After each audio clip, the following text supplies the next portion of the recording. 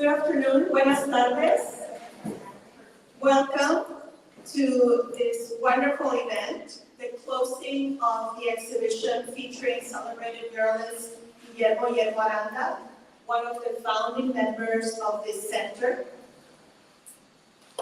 Xiuhpoualli, 52 years of Sueños, also completes the Centro's year-long 50th celebration.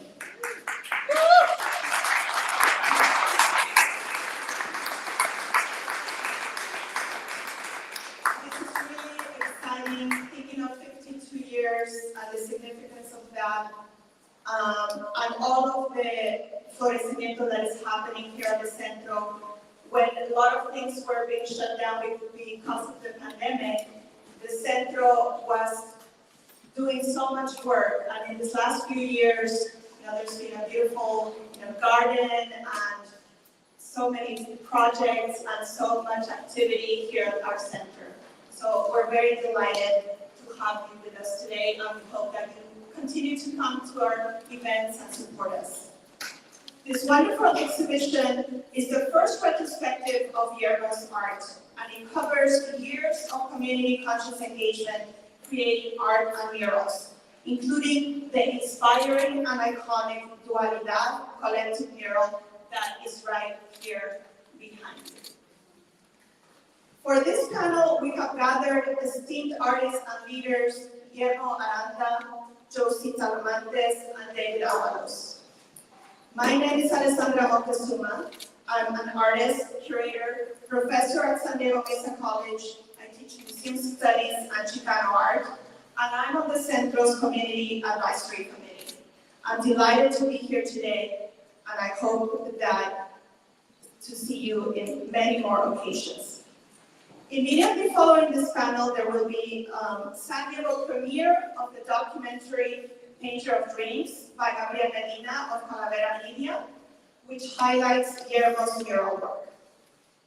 I'm going to begin talking a little bit about the panelists, and I have to thank David Avalos for writing this paragraph, which presents how all of their lives were interconnected and how they were related to the Centro. In 1974, Yermo Aranda invited David Avalos to paint a mural on the exterior wall of the Centro Cultural de la Casa.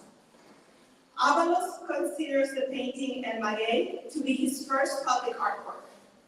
In 1979, Josie Talamantes became the Centro's director, moving the organization forward in a reaffirmation of its founding principles. During her tenure, Centro staff organized a traveling exhibition of the original pen and press broadsheets of Jose Guadalupe Posada. In 1981, Yermo returned to the Centro to complete La Dualidad, a mural begun in 1970. Avalos provided administrative support, including media relations, for the rededication of San Diego's oldest continuously exhibited Chicano mural. While working at the Centro, Avalos received a 1985 California Arts Council Artist in Residency grant that supported his coordination of the Border Arts Workshop Taller de Arte Fronterizo that had been co-founded the previous year. So this just gives you a little bit of a sense of how all of their lives were connected by the Centro. And I'm just going to talk a little bit about each one of the panelists, just a very brief bio of each one of them before we get to our dialogue and conversation. David Avalos was awarded a National Endowment for the Arts Visual Artist Fellowship in 1986. Granted in part on his assemblage work, including his Hubcap Milagro series. One of the hubcaps from that series, the Straight Razor Taco, is part of the Trader Survivor Icon Legacy of La Malinche exhibition, which is currently at the Albuquerque Museum before traveling to San Antonio. In 1988, Avalos said goodbye to the Centro and entered the UCSD Department of Visual Arts MFA program, taking with him all that he had learned from the many visual artists, actors, musicians, filmmakers, writers, and dancers that he had met and worked with at the Centro. Josie Talamantes is a Chicana and Yaqui. She's the founder and the chair of the board of the Chicano Park Museum and Cultural Center. She's the co-founder of the Chicano Park and Chicano Park Steering Committee and a member of the Royal Chicano Air Force. She authored the successful National Register nomination of Chicano Park monumental murals and co-authored its National Landmark nomination. She's a public policy consultant with a specialization in art history and cultural public programming, historic preservation, cultural resource management, and public history. She served as the executive director of La Raza Galería Posada and the Centro Cultural de la Raza, our space. She was executive board member of the National Association of Latino Arts and Culture, NALAC, and founding member of Latinos in Heritage Conservation, a national organization. She has chaired many other boards, and for close to 30 years, she worked with her late artist husband, Armando R.C., leading multidisciplinary art workshops and conducting a traditional family altar, making for the observance of the Dia de los Muertos, Day of the Dead. She has a master's degree in history, focusing on the Chicano civil rights era and on public history.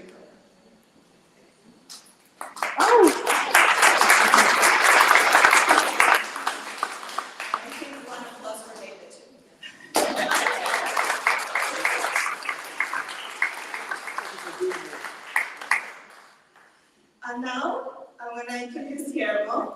Born and raised in the border region of San Diego, California, Yermo Aranda came from a family of artists, musicians, and craftsmen.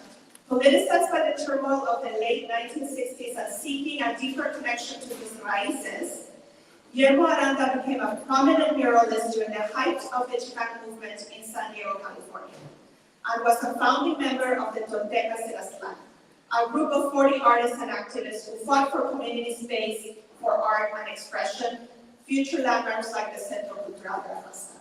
In April of 1973, he initiated the Chicano Park murals. Yermo Aranda's style was informed by mentors such as Gilberto Ramirez, a muralist who studied under David Avalos, one of the tres grandes of the Mexican mural movement. Although focused on murals, Yermo's work covers multiple media.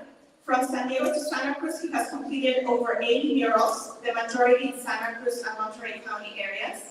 His work has been commissioned by the California Arts Council, the Cultural Council of Santa Cruz County Arts Commission, the City of San Diego, and numerous public and private educational centers. Last year, he was named Santa Cruz Artist of the Year. Yermo Aranda is currently creating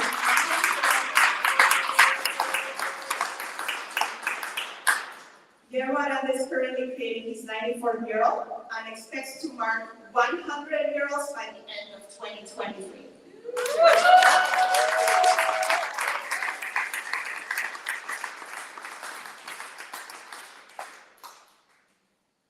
As we see here in the mural and in the space and in the beautiful paintings that surround us in the gallery, Yermo's images reflect old myths and legends, making full circle to the present. He's the focus of this exhibition, and his work and legacy is imprinted in estos muros. And we have gathered several questions for all of our panelists. Let's begin our conversation.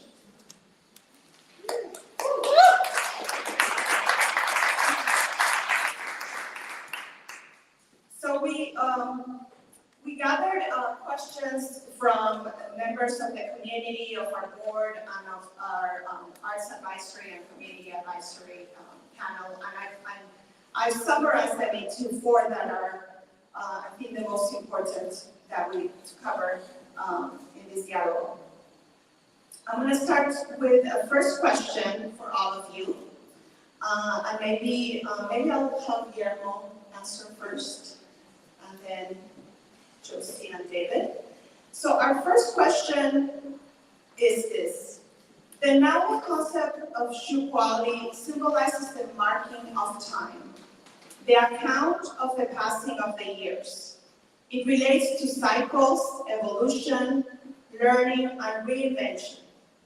From your perspective, and looking back at the momentous 52 years of this organization, How do you see this most recent phase of the Centro as a florecimiento, a new cycle, or ventana? With this rebirth come in. I see it as like a rebirth, you know, different phases. Looking back on my own life, cada 10, 15 años, I go through the changes. And I think I've kind of seen the same thing happening here. You know. Did that answer the question? Yes. Josie? Well, let's see. Thank you first for inviting me to be on this panel. I'm very appreciative. I see the Centro Cultural as a critical institution, not only in our region, statewide, but in the nation.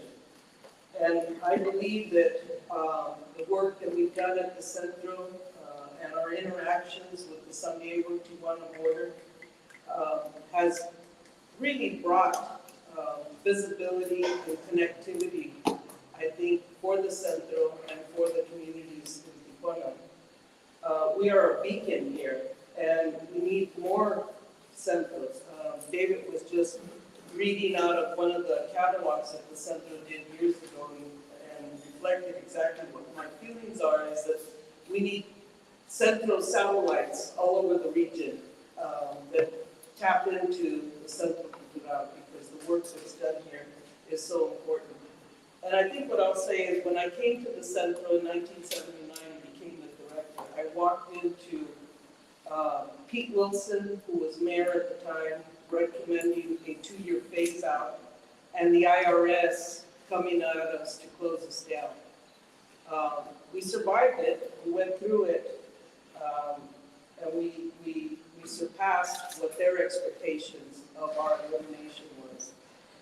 We were also faced with a number of different kind of racist attacks and exclusionary strategies. I remember the Balboa Partnership, or whatever it's called up here, of all the institutions, and I had approached them as to why the Centro was not included. And frankly, they weren't interested in us. And it's ironic, we talk about the circles. A couple of months ago, I received a call from the director of the Balboa Park Council of Museums, inviting the Chicano Park Museum and Cultural Center to be part of their organizations. And I kind of chuckled a little bit, and I says, "Oh, you must be a new organization." And the director said, "Oh, no, we've been here for like 40 plus years." And then I laughed. I didn't chuckle. I said, "Oh," I said, "you're the ones that excluded us when I was the director of the Centro Cultural." He says, No, I've only been here 8 months. I said, "Well, you may not have, but your organization did." But it's reflective of how our community has been treated over the years. And I think with everything that we've been experiencing, the pandemic and, you know, all the Black Lives Matters, and I don't know why there are Chicano Lives Matters, but, you know, we've been lynched and killed and everything else, but we're constantly overlooked, in my opinion, and invisible. And so we continue to fight that fight. And I think in this next cycle of 52 years, we're at a different place, and I think it's incumbent upon us to continue to cultivate the next generation of artists and archivists and administrators to carry on the legacy. Because when we got here, even though we were young, we were figuring things out. And somebody says, "Well, they're too young to do something." I said, "Oh, hell no. We were too young to be doing what we were doing." So I think we're in a good place in terms of promoting and going forward for the next 52 years, in my opinion. Yeah.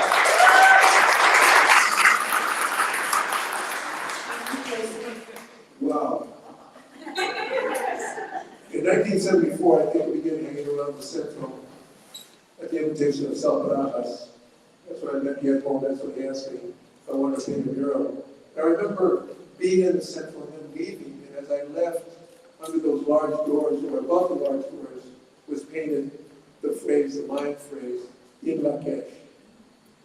Tú eres mi otro yo." You are my other self. whether you like it or not.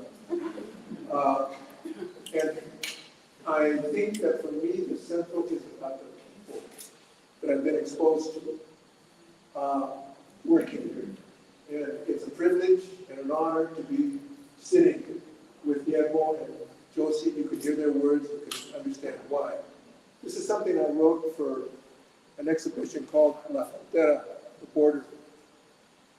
Something I wrote about Josie. She may not want to hear it, but tell her.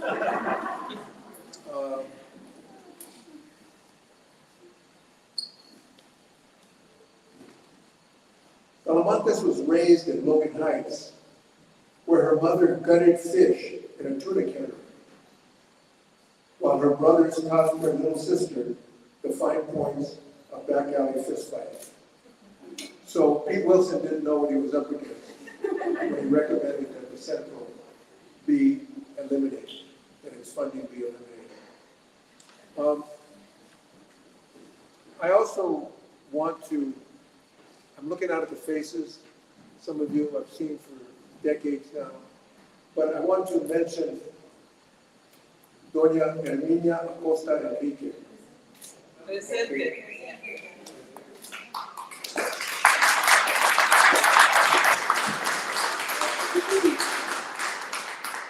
At the Centro's 40th anniversary, I had the opportunity to have a conversation with Alurista, Alberto Urista. And he told me, he said, the Centro was founded by families, not by individuals, but by families. And I think that's significant. I know Salvesa, who works with Tupac and Enrique and Phoenix.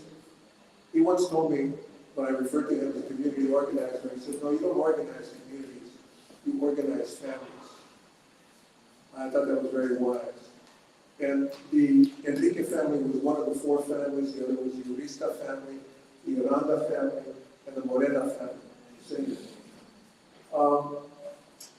When I look out into the crowd today, I see the legacy and I see the continuation. I see the renewal in the faces of Amelia, who invited me. Hey, you turned the mic off, man.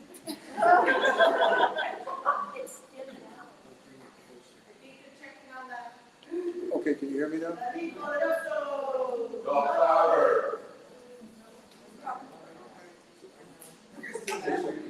Hello? Can somebody check the mic? There's a red light. I don't know if the battery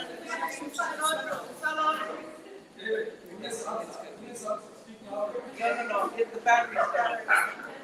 Okay, can you hear me now?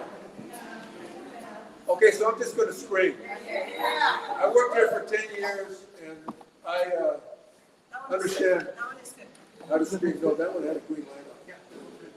Is it good now? No. Okay, so please, just let me scream. So I see Amelia's face, the granddaughter of Herminia Enrique, the Enrique family, the founders again. I want to remind you. I see Veronica Enrique, Avalos here.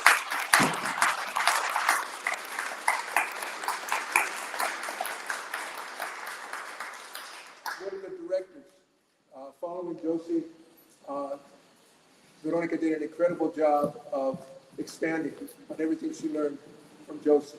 I see my daughter, Dona Xiuhpoualli, who danced on the floor here, learned how to dance with the Ballet Folklorico Nacional. I see Sylvia Enrique. Where are you, Sylvia? Okay, right in front of you. So, I just want to say that for me, the Centro is people, and communities are families. And tú eres mi otro yo.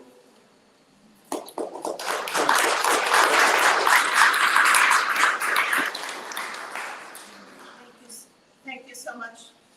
Can you hear me? Try this one. This one? No? I think it might be something over there. Yeah, I think it's your, I don't think it's the mic. it's your system. No, this one's red. That one's green.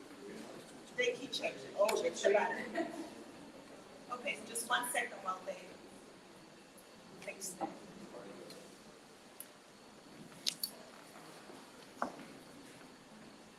Okay? Yes. Yay. We're back. Thank you so much. Thank you so much to all of you and David and Josie for telling us the stories that maybe some of the younger folks don't know. And this gives us an opportunity to look back and also see the excitement that's happening now, I think, with this generation. My students in their 20s, you know, my kids who are just out of high school, and everybody who's coming and participating and learning this history and learning that even in the darkest time, you can fight back, and you can stand up, and you can have hope. And that is very much needed, I think, right now. So we talked a lot about the history and family as community, as kind of grounding us. And now I want to go to the second question, which talks about the artists and their role here at the Centro. So centering on the role of the artist-artivist, the Centro Cultural de la Raza was born out of a commitment to the larger good. In 1988, Veronica Avalos, the director of the Centro, emphasized the importance of not creating art for art's sake, but as a sacrifice of the artist for the greater goal of the community. How do you see the evolution of that ideal? And how can an artist connect themselves to that great goal of the community, as each of you have done? So, Yermo? Thank you very much, you guys. I don't talk that much. And, I kind of want to go back to where Josie said, gracias a todos ustedes for being here, for taking the time, and Maria for all the work of setting up the activity.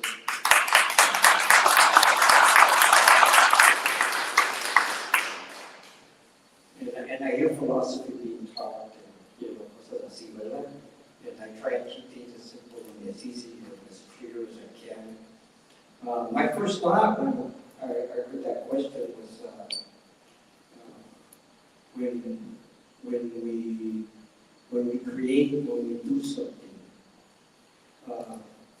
we do it without expectations, ¿verdad? Cuando llegamos aquí, we weren't here for ourselves. We weren't here to gather and assess things, you know. We were here to create something for our community.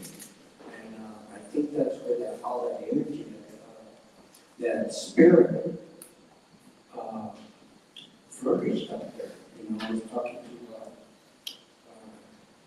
Xiuhpoualli yesterday about, she was asking me how it was here interviewing the podcast, which I still learning about the podcast. I remember how we would gather. We were all here volunteers, you know.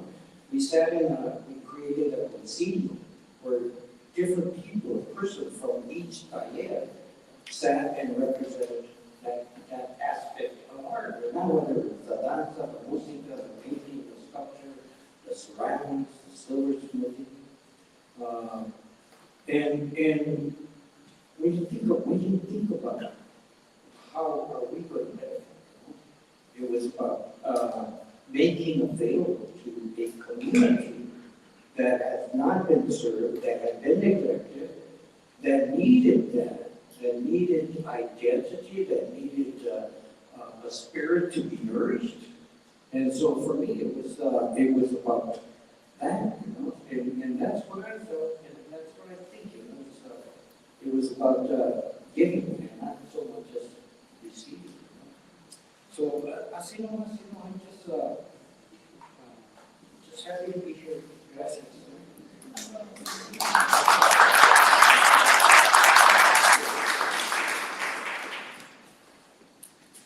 Well, I think artists are artists are artists. And some artists need to create art for themselves for the sake of art, and that's their choice. But I think that Chicano artists are different. They've already come to a point where they've defined themselves as Chicanos, and the fact that they have chosen to be artists puts them in a very different category. But I'm one that believes artists need to be paid. You know, I think artists for too long, everybody expects the artist to do something for free.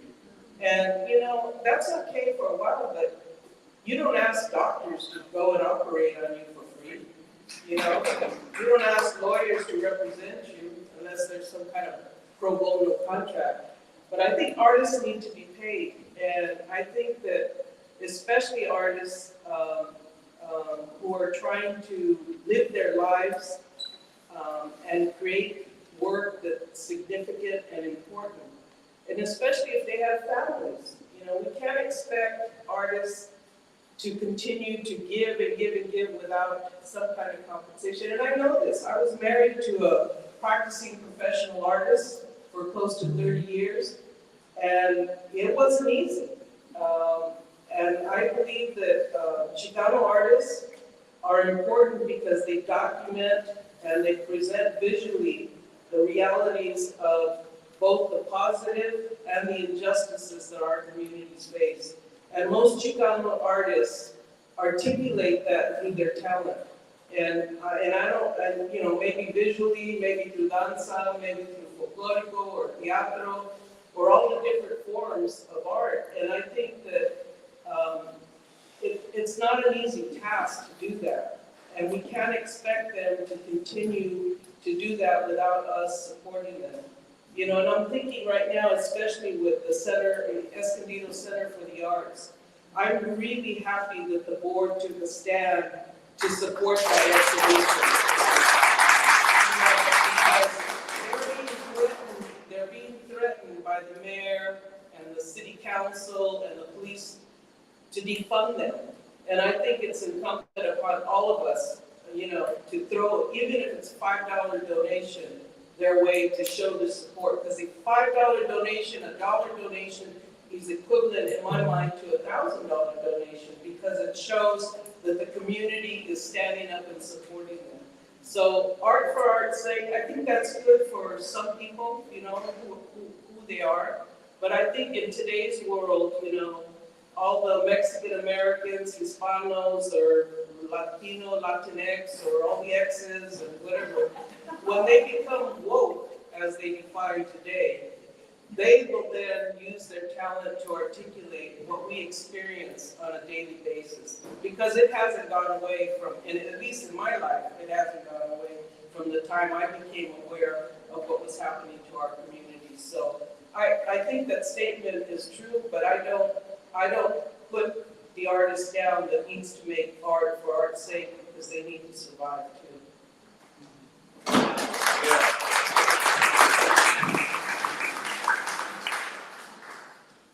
Yeah, I think one of the ways that artists can connect themselves to the goals, to the values and virtues of Chicano art, is by continuing to do so, continuing to make that art, and letting people decide for themselves how they're going to respond to it. To what level they're going to sacrifice, to what level they're going to endure, to what level they're going to overcome. Because the reality is, beyond the Chicano art world, artists in general are not able to make a living making their art in all disciplines. National Endowment for the Arts did a survey that I was aware of years ago. I don't think that things have changed that much. And the survey showed that something like 5% of people in any discipline are able to make a living making art. And the other 95% are washing dishes, serving in restaurants. Like myself, I don't make a living making art. I made a living as an educator, as a university professor. So I think that I completely agree with Josie that the artists should not be denied the dignity of being able to support themselves in what they do. But to get back to what I wanted to say, I think that Chicano art is continuing to make art and identify as Chicanas and Chicanos. Recently, Yermo, Aranda, and Barajas, both there in 1973 when the murals first began to be painted in Chicano Park, completed a mural in National City. It was called Calavera Square. And that mural sits there right across from the bust of Kyle Morgan, essentially a white supremacist from the old guard, a mayor who was happy to see, well, I don't know if the word is happy, that might be an exaggeration, but was willing to endure having one of his police officers kill Taco Rivera, shoot him in the back, and do nothing about it. And that, all the way down the line, was not willing to fund a recreation center in Old Town National City, where I come from, where Yermo comes from. And that mural now includes an image of the Centro. It includes an image of the Mestizo flag that was flown when the Chicano Park was taken over in 1970, a flag painted by Yermo Aranda. It includes many other symbols, including a danzante, that represent what the Centro Cultural did for the cultural life of San Diego County and beyond, far beyond. So, to me, it's great that that bust of Kyle Morgan is looking permanently facing that mural.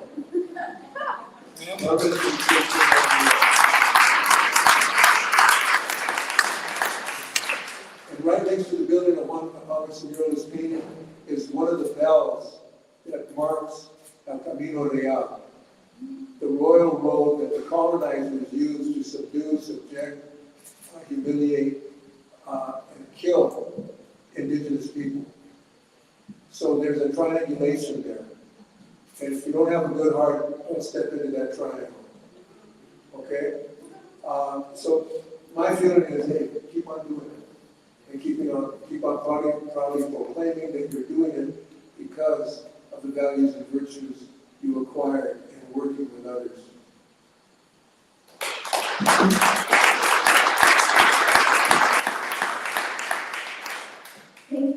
Thank you so much.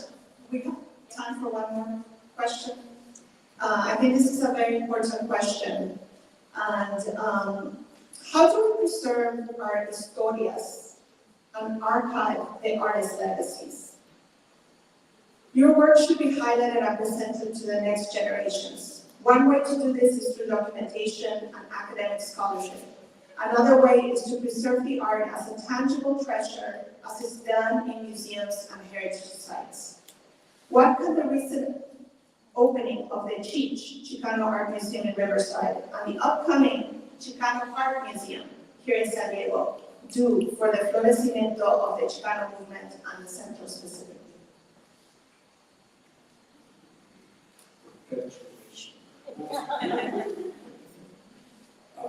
I was thinking one of the most, probably the smartest thing I ever did was paint that mural inside this.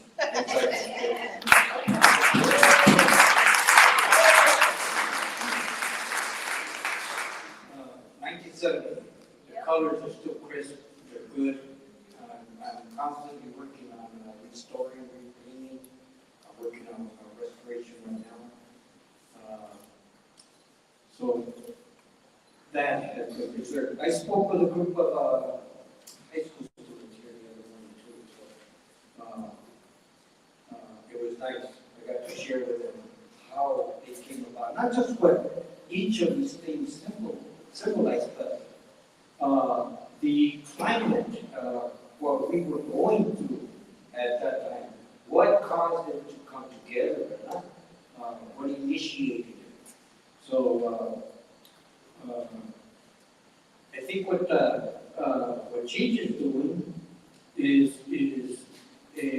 contributing to all of us as artists. For one thing, it's acknowledging the fact that Chicano art has value, because I've heard just the opposite for years, you know. I have not worked, I have not produced work for galleries, you know. Most of my work are murals, and murals have provided me with economic base, you know. When I've produced work other than is because I've had time, I've had the money, I was able to, the opportunity to create work other than a mural.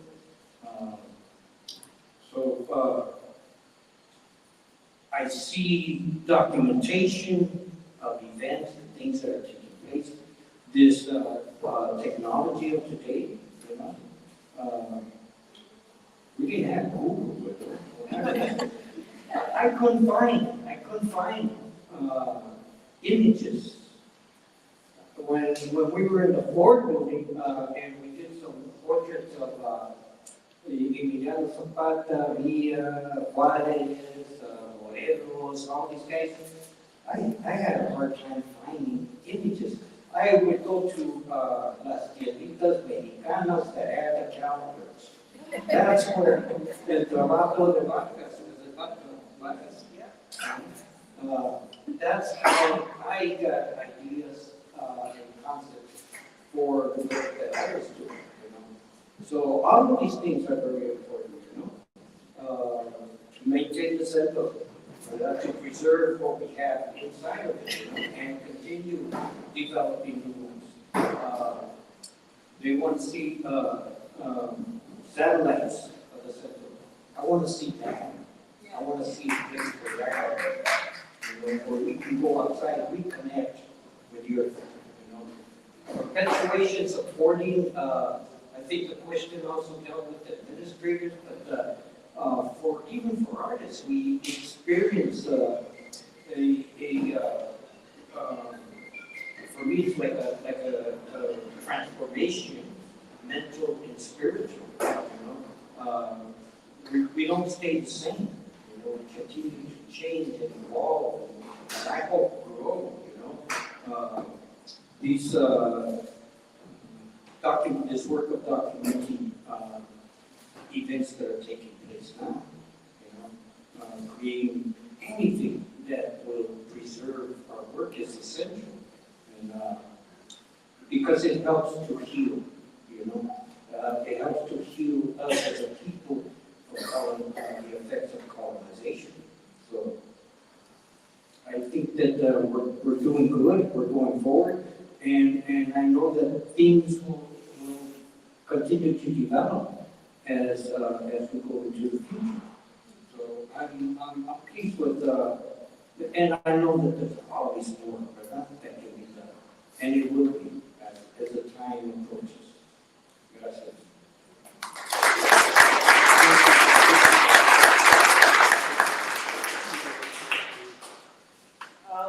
Well, as a preservationist, that's my first priority, is to preserve our art and our history and our culture. I think I became a preservationist here at the center. I didn't know what preservation was. I didn't know what it meant. And when they recommended a phase out of the center and they lacked our participation in the, whatever it's called here, double part organizations, I realized that, again, we were on the periphery. So I took that with me, and I have been in that vein ever since that time. I began studying museums because I felt, at first I thought, well, let's turn the center into a museum, and that way they don't have an excuse to eliminate us. But, you know, it just didn't work. We weren't ready at the time. We didn't have anything. And it's really funny because one of the places I went was the Riverside Museum at the time, because at the time there was a Chicano director there. And I met with him to understand the museum world. That's another story. But preservation is extremely important. And I think what CIMA, the California Ethnic and Minority Archive in Santa Barbara, did in terms of Sal Guarella as the previous director, he was brilliant. In many of the centers were trying to close down, and he found the resources to begin collecting documents and papers of Centros statewide. My only problem with SEMA and any archive really is that artists should not put their artwork in an archive, because once it's in an archive, it's in there for perpetuity and it doesn't come out. Yes, SEMA did an exhibition a couple of years ago, one more poster show, but those were prints, and there were multiple prints. So they were able to come out and tour that show, but artwork does not come out of an archive. It's in there for perpetuity. And so as artists start to think about preserving their artwork, they should think about museums. And I think we all have talked about it here. They weren't interested in artwork, you know, and too bad for them. You know, Cheech, I really respect Cheech to a certain extent, because he did collect LA artists and a lot of San Antonio, Texas, but he didn't do too much San Diego or Sacramento or San Francisco or the other areas where there were a lot of Chicano artists. So I do have my criticism there, but that's minor, because what he has in that collection is fabulous. And if you haven't been to the Cheech, you should go. Make sure you go, because it's really a nice exhibition. But I think for the next 52 years, we need to remember that what we are documenting right now is our history in the future. There are some important places to be. You know, I did say that, you know, I support artists, I support art administrators, and it's hard to be an art administrator. I can tell you right now, going into the California Arts Council, I didn't take that job lightly. In fact, it took me 2 weeks to make the decision to go to work for them, because I didn't want to leave the nonprofit. But once I got there and understood the power of public policy and influencing, I stayed, and I stayed close to 28 years. And I can tell you right now, San Diego County is going to open up again a county arts council. And I think any of you that are interested in working really should look at trying to get jobs there, because that's how you make change. You know, you take the biggest, ugliest criticism from everybody because everybody thinks you sold out. But I tell you, when you're on that inside and you can fight for Chicano artists and you can fight for the well-being of artists, even if nobody knows it, you make change. And I think that's extremely important. I think before I leave this platform, it would be remiss of me not to thank Yermo, Aranda, for his commitment to his profession over the years. A sacrifice, I'm sure, has been quite a challenge, but in a good way. And I think that's extremely important, and I really appreciate you, Yermo. I've called on you over the years for different things. When we were documenting the Chicano Park film, I encouraged them to contact you, and Victor Ochoa at the time. When you were receiving grants from the California Arts Council, you know, we brought panelists. That's another thing. You have power over bringing in who adjudicates these grants. And if you're not at the table, you're not recommending anybody that has any knowledge of grant giving. David was making fun of me a little while ago about I brought him up to Sacramento to be a panelist. And I guess I was pretty rude to him. I didn't read it, but I loved it. But and I think, you know, I think it's important in terms of preservation. And with regard to the Centro Cultural, the Centro has a fantastic collection of works that need to be preserved in a climate-controlled environment to protect them, because they're going to start fading because they're on paper. So keep that in mind. It would be remiss of me to not talk about the Chicano Park Museum and Cultural Center that we're developing in Chicano Park. Opening October 8th, get it on your calendar. You're all invited.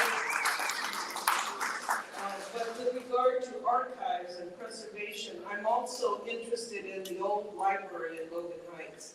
And you know, some people, well, what do you're so selfish, you already got a building. It's not for me. I'm not gonna be the director of the museum. I'm not gonna be the director of the archive, but those are things our community needs. That building on the old library is extremely important. It's a historical facility, even though they don't want to recognize it. It is a historical facility. And I've heard rumors that they want to turn it into a commercial venture, which is ridiculous. It's right there in front of a K through 12 now school, because we never had a high school in Logan Heights. So I think it's important that we find ways to preserve our materials, our documents, our legacy, because nobody else is going to do it for us. And I can tell you, I've been in environments, and Yermo was just talking about some stuff that got thrown away from here. It was part of his artwork years ago. We cannot continue to do that just because we don't think it's valuable. You know, just because I don't like Yermo, I'm going to throw his stuff away. That's ridiculous. You know, or whatever. I'm not going to go on the negative. But you know, I mean, I've seen it. I've seen it through the state. I've seen it through the Southwest, and I've been part of panels and evaluated stuff across the station, and I've seen it. Sometimes we let our personal vendettas or what get in the way, and we need to remember that the preservation of our culture and our communities is more important than us individually. The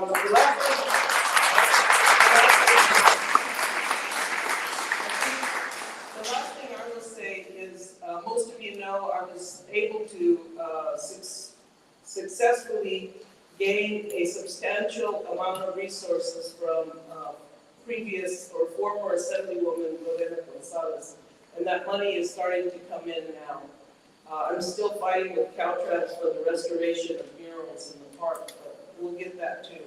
But we're going to be hiring a director, curators, archivists, community outreach people for the museum. And if we're able to get the old library, we will staff that with programs and activities for youth and adults in the community. And even though it says Logan Heights, and even though Chicano Park Museum, our focus is art, history, and science. And it is of San Diego, Tijuana border region and the Southwest. So as we go forward and as we bring in professional staff to run institutions, we hope that all of you will be involved as we partner with the Centro and its 50-year legacy to continue to preserve our cultural heritage. Because again, I'll say it, if we don't do it, nobody's going to do it. And if they do it, they're not going to tell our story from our corazón the way we know our communities.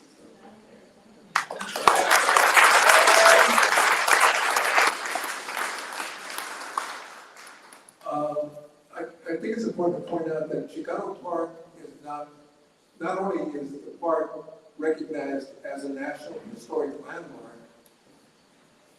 the monumental murals are part of that National Historic Landmark. That's because Josie is such a savvy thinker. That's because, as she told me decades ago, she feels that she was put on earth for a purpose. And listening to her, you've heard that purpose. Even when I first said, it's possible to be put on earth for a purpose? But Josie and Yermo are people that feel that way.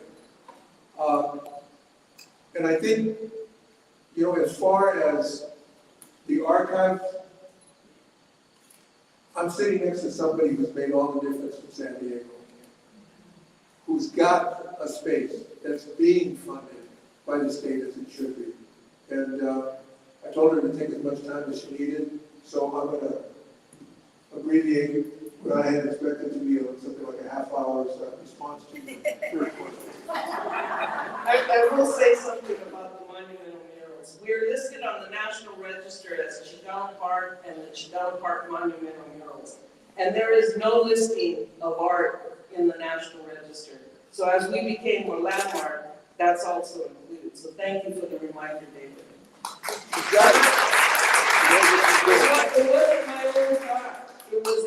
interviewing of Queso that referred to them as the monumental murals. And so when I wrote that document, I wrote monumental murals.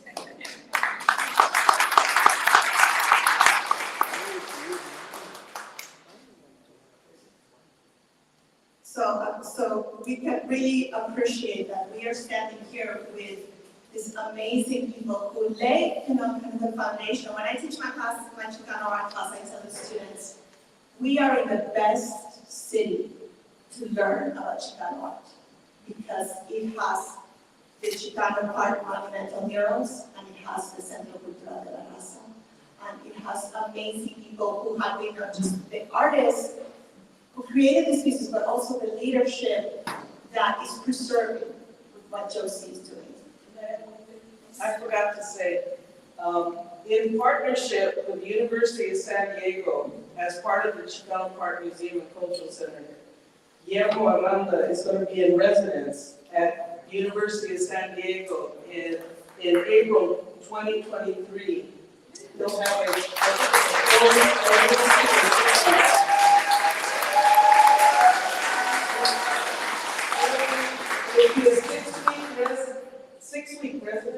six-week resident where he will have a space to live and create, and he will do some kind of public presentation for them, but we're hoping that he will work with us at the Chicano Park Museum as I bring my late husband's 3,000-pound print press and loan it to the Chicano Park Museum for us to do printmaking.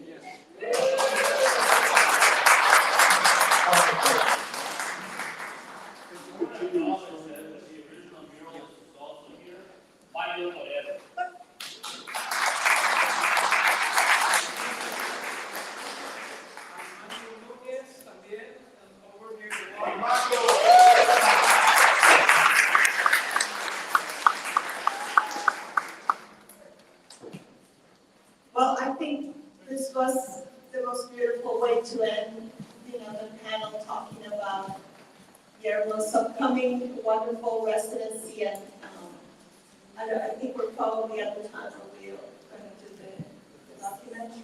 But yes, let's say people, other people were involved. I didn't realize Mario was here, Mario Torero. I didn't know he was here, so other people who stand up. People could also. And so if there's any past, if you could get also some of the past directors to stand up. Yes, you. I'm looking at you, Veronica. One of the others, all the directors, all past. I know a lot of you contributed in many ways. You've come through in one way or another. So from the bottom of our hearts, we all thank you. We do have a documentary that's going to be a San Diego premiere after this panel. But I want you to stay seated because we're going to try to transition to it very quickly. So if nothing more, maybe one last round of applause for this panel.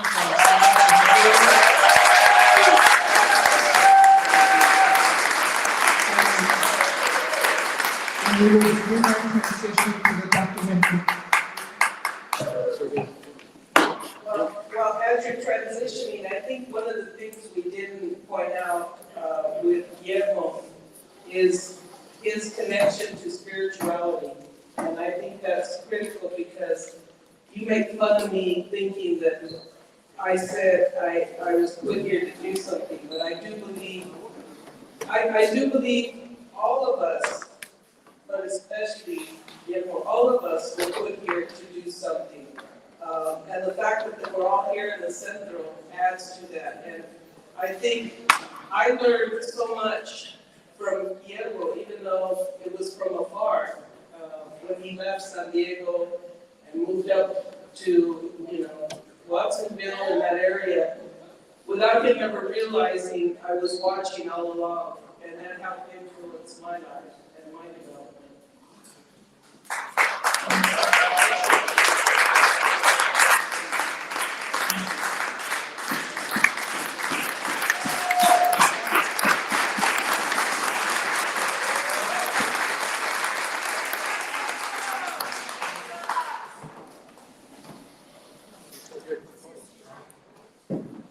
little bit on that, this documentary there, it's concerning a restoration, a repainting of a mural. Because Josie was talking about things being thrown out and disregarded and not given value. A mural that was painted out when they redid the ceiling in a cafeteria at a high school, Watchville High School. And, they told me when I went to, because somebody had called me and told me what happened, and I went to check it out. And they said, yeah, they dropped the ceiling and a foot and a half and this and that, and therefore we felt that it couldn't fly anymore or something, you know. And I measured those walls. When we repainted it, that wall was the exact same size when we originally did it. So they lied to us, you know. They tried to cover up what they did. So this film kind of covers that. That's what this film is about. The remaining Sueños. Okay? Gracias.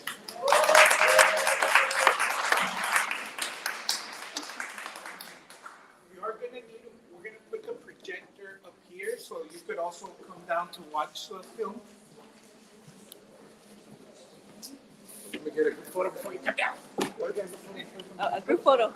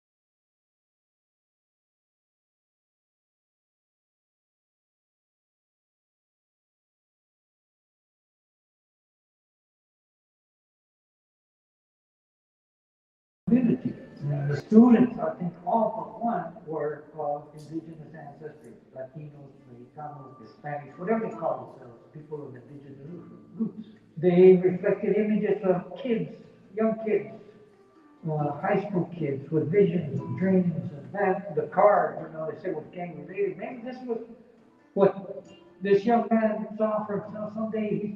We don't know what kind of home he came from.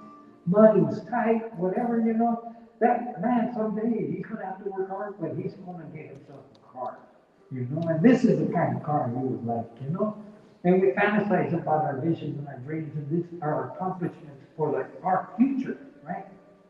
And here, the administration and staff all of a sudden says, boom, no, you can't have those visions, you can't have those dreams.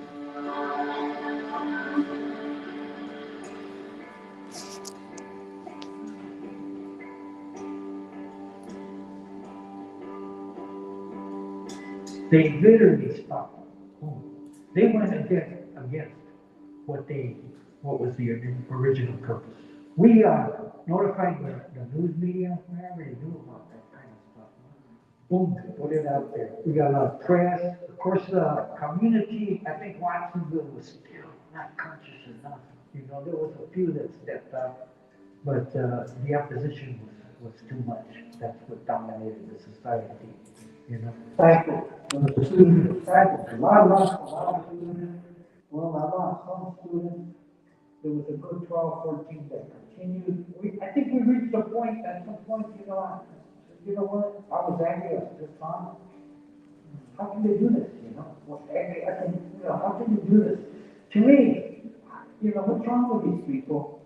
It's not too Hispanic, it's not aggravated. Let's just go back to it. Oof. We went back to it, and we just didn't do it. I know, but what year? And now, this last summer, the high school was technically, now, 3 years later, it's hanging out. They told me that the drugs